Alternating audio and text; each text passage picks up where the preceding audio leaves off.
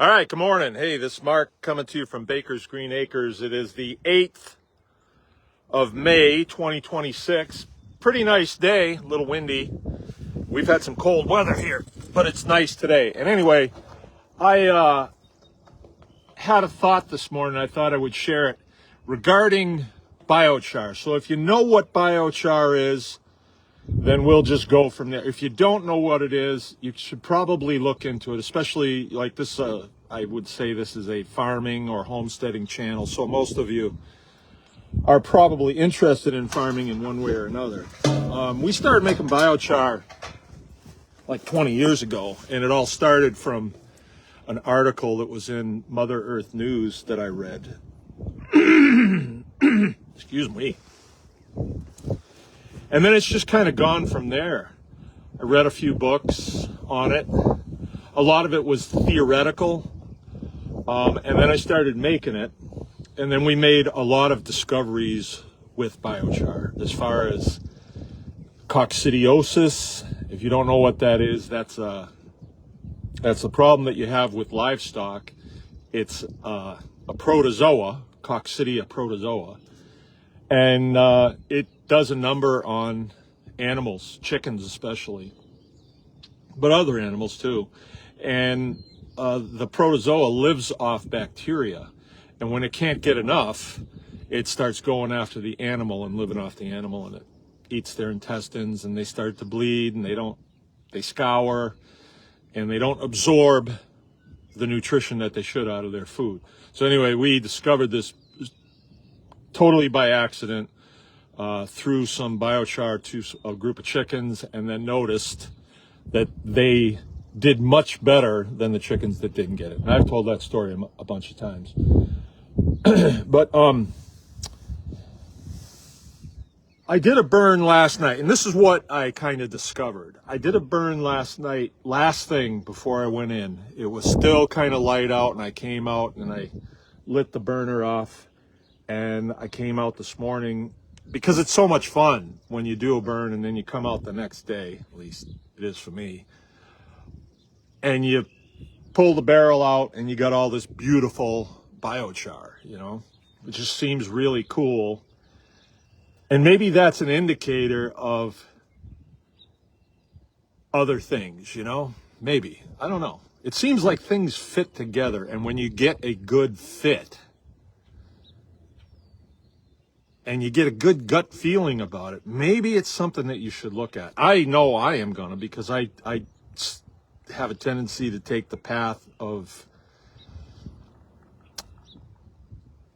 intrigue, I guess. Intrigue. And this farming thing there's a lot of intrigue here, because you grow up with an idea of what farming is, and then when you get into it, you see that, there's more to it, and you discover things. Anyway, but biochar is definitely a force multiplier on any farm, any homestead, any place where you're wanting to culture bacteria. And that's kind of what we do with the soil. Like, we want fertile soil, so we're actually culturing the soil. So here's what I think I'm going to do. We apply biochar many different ways. I mean, you can take it right out of the burner in big fat lumps, and you can take it out and throw it on your field. You can, but I don't think you're going to get the best bang out of it. And the reason for that is you want it to be able to get down on the top of the soil through the grass. You want that. You also want it to be inoculated with a high bacterial, like a tea or a soup, for some applications, not for all. And so I think what I did this morning is, all of a sudden it started to drop in categories for me, like where you can use it and how you can use it. So for instance, we raise a lot of pigs here. We raise them on pasture. They do well because we take care of our fields, and we make sure that our fields are well cultivated with bacteria. And then we grow things in those fields that the pigs can get in on and they can eat. So they eat right there, and they manure right there, and they urinate right there. So that increases the bacterial culture in the soil, and it actually grows soil. It grows fertile soil. But could we do better? And the answer is yes. So at least in theory, I think the answer is yes. So what we would want to do is in that soil, we want to protect the bacteria that's in that, protect it from drought, protect it from high heat, cold, I guess. I don't know how you would do that unless you get a cover crop on it before it gets cold, and that might help. But I think bacteria just goes dormant when it gets cold. I don't think it kills it. I think, though, that when it dries out, yeah, that'll kill it. It'll just kill it. I don't think it just goes dormant. I think it dies. So you want to protect it. And biochar is like very porous, a lot of area inside of just a speck of biochar, and the bacteria can move into it, and it can stay safe when it gets dry or it's in direct sun, things like that. So applying it to pigs is really kind of easy. It really is. So I have a pile where I keep my feed for the pigs, and I usually just scoop it out of there with a front end loader and bring it over and put it on the ground. I put it in on a fresh place every time, just to minimize any kind of problems. But I don't put it in feeders or anything like that because they would destroy all that. And so what I can do is just dump biochar right on that pile. Just dump it right on that pile. Even chunks, big chunks, because the pigs, they will crunch it up, and then they will inoculate it as it goes through their system, and then they will poop it out. And so they're cultivating the soil for me. Plus they do a lot of digging around in there too. Whenever we plant, I usually try to plant root crops. They're my favorite because it encourages the pigs to dig, which is good. You know, we get air down into the soil and the bacteria can thrive. But how do you do this with say milk cows? Well, I have found that it works really well when I grind it. I run it through a hammer mill and it grinds it down to, I bet the size of a pencil point, or coffee. It's like coffee, maybe a little coarser than coffee. And then when the cows come in the morning to get milked, we encourage them to come in by we give them a scoop of grain or sweet feed. They don't get too much, but they just enough to make them want to come in. Well, now we're putting biochar in it. And when I thought about this morning, we should have been doing this all along, because you look at that chain of application.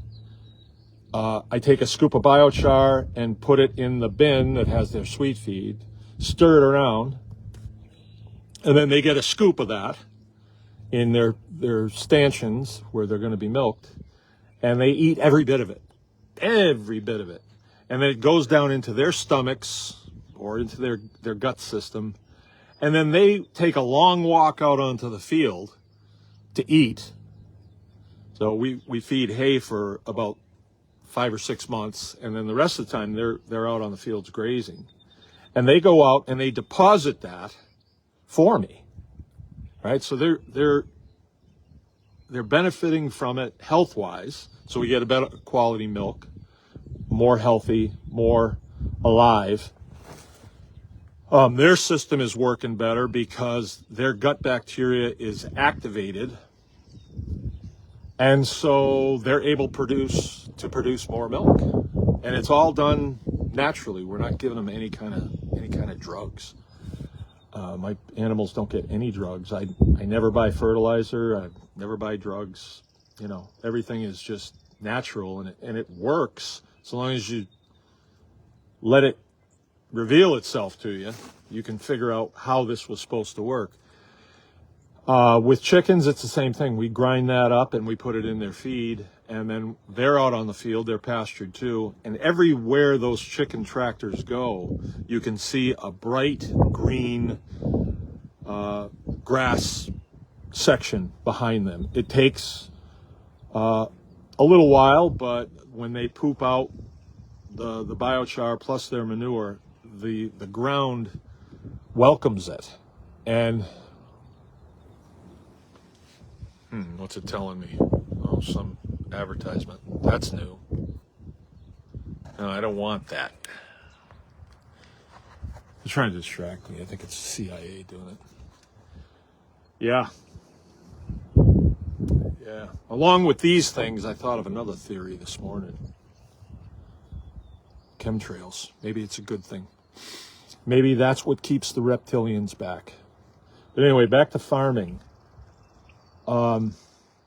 So we definitely see an increase with biochar. There is no doubt about it.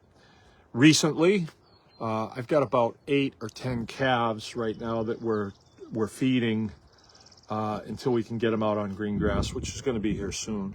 And you got to watch calves. You really got to watch them.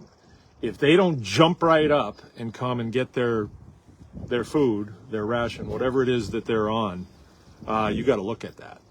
And in the past, we gave them amprolium because they were suffering from coccidiosis. You know, we've had calves die from that, and I've had the vet come. That's a friend of mine. And he says, this is the way. This is what everybody does. Give them amprolium.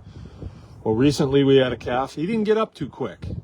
And we watched him for another day, and yeah, he's slower than everybody else, and it just goes down, down, down, down, down. So Jill, in her motherly wisdom, said, you know what? I'm going to do this. So she made a potion of yogurt, eggs, and biochar, along with their regular milk. And she mixed that in with their milk. This calf was on a bottle still. And that calf bounced back in less than 24 hours. Right back to itself. Right back. And so I said to her this morning, you know what, we need to be leaning on this biochar thing. And, you know, in the past, we use what we don't sell. And I don't know if that's a smart thing. I think I'm going to use what I want and sell the rest. Because, you know, money is one thing. You need some of it.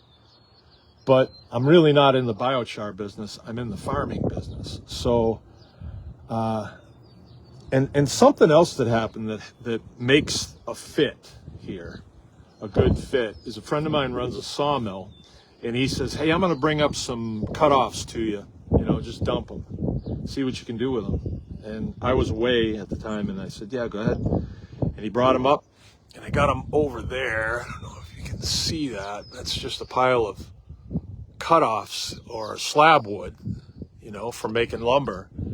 And this, I went over and looked at it as soon as I got home, and it's wet. And I thought, I've always been told when I started making biochar from the experts that you want to use dry feedstock. And so I always have. But this burn right here that I'm doing, I started this one this morning at like 6 o'clock. I was just hit the ground ready to go. I came out and pulled the last night's burn out, and then I got this one in. I did it with wet pine. And you would think that it just won't gas off, that the wood won't gas off. And that's a term that's used to describe pyrolysis, and it's we're heating the wood in there up to a certain temperature, and then the wood releases everything except carbon.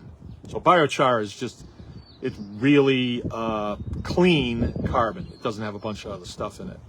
Whereas if you buy charcoal from the store for barbecuing, you want other stuff in there because that's the smoky flavor that you get. So I mean, that's usable, but I don't think it's the quality of this stuff. Doesn't matter. I'm not gonna smash those guys. Doesn't matter. Because I'm going to use the majority of it here. And in the past, I've made what I needed to sell, and then I kind of back off. But now I'm thinking I'm just going to empty that barrel right into the feed bin. I'm gonna make sure it's cool by the time I do that. And then I'm gonna get it out on the fields. I'm gonna get it fed. And we should be able to see a real increase. So I have, here's what I made last night, I'll show you. Okay, here's the burner, and it's going. She's hot.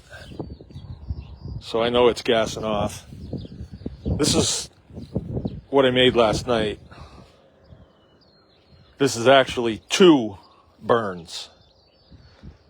So that's 2 full barrels of wood and other things. And this is what it looks like when it's done. Now this is kind of interesting. Can anybody tell what that is? That is a skull. That is the skull of a beef cow. Here's the vertebrae right here, where it connects onto the neck. And that is like the head, the brain. So this was green when I put it in. So this beef was just killed like in December. So it wasn't dried down at all. That's where the brain would be, right there. I might even see a bullet in there. Okay, it reconnected. No, I don't see a bullet in there. But it could be. But that's it. That's all that's left. It all broke down. There's pieces of it here. But anyway, this load right here, I'm going to dump this right on the pig's feed. And then I'm going to get it fed today. So essentially what I'll be doing is spreading biochar, a lot of it, onto that field right there where all those guys are laying down. You see them all laying in the sun? And then the next field over, there's a whole bunch of them over there. This one's empty right now. So it's going to be easy to spread because I'll just dump it on their feed. They'll chow it down and then they'll poop it out. Yeah. It's pretty exciting, actually. That's why I like to share it, you know. It's pretty exciting. All right, well, I'm going to do it. And thanks for listening. Remember, anyone can farm.